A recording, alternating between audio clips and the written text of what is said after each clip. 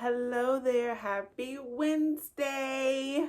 I have strategy for the person who is easily overwhelmed with their tasks and don't like to deal with stressful environments because she's a runner, she's a track star.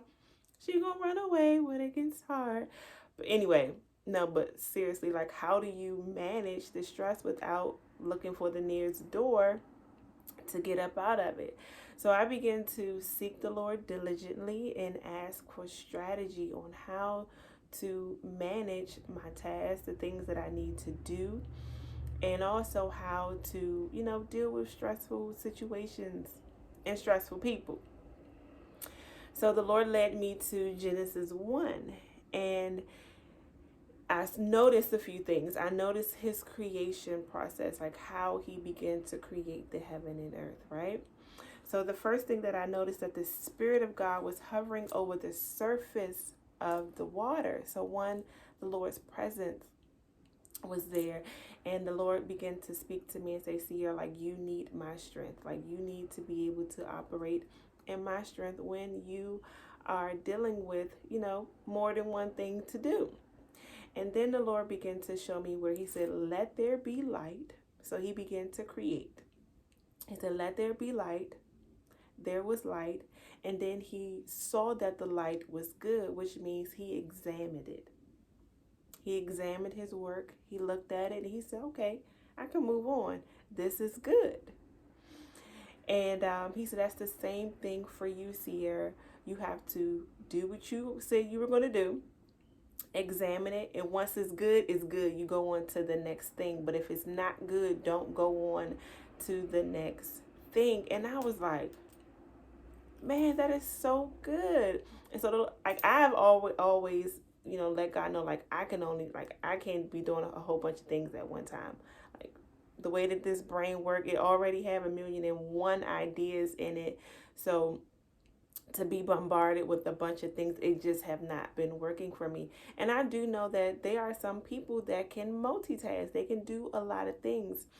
But for those who can't, who has to do a one thing at a time person, the Lord gave us a strategy. Do it, see that it's good, and then you move on to the next thing.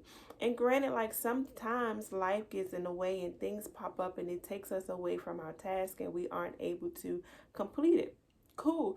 But we also have to take into consideration our procrastination, where we think we have time, or like I'll just do this tomorrow when it's actually something that should have been completed today. Like we have to take that into consideration. Like stop procrastinating, do what you have to do today so that it won't be piled on to the things that you have to do tomorrow.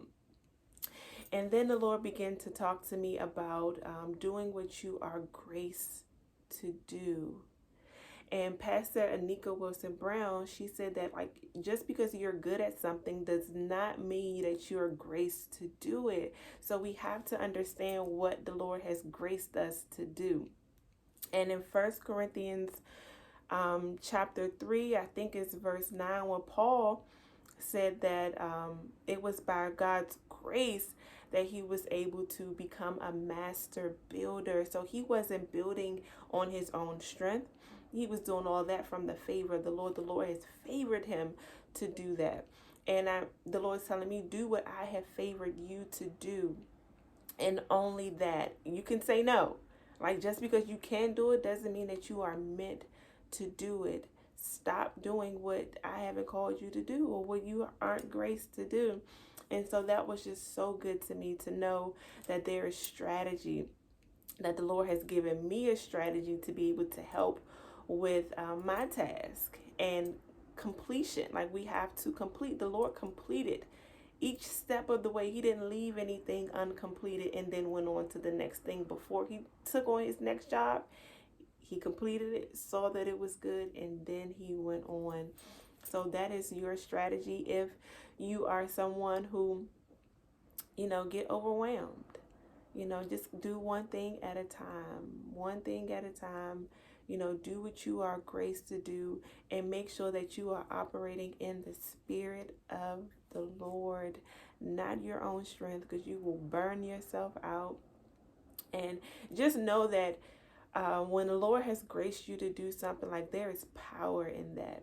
And you have the power to complete the task at hand. And if you are feeling overwhelmed, you can step off, like, okay, I'm going to give myself some moments to breathe, and then I'm going to come back to this, because there is beauty in that too, where you just need, to replenish yourself. You might need a nap. You might need to go out to take a walk. You may need to pick up the phone and call somebody. Like, whatever it is that you need to do, you do that.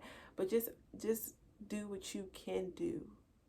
Only what you can do. Only what the Lord has graced you to do.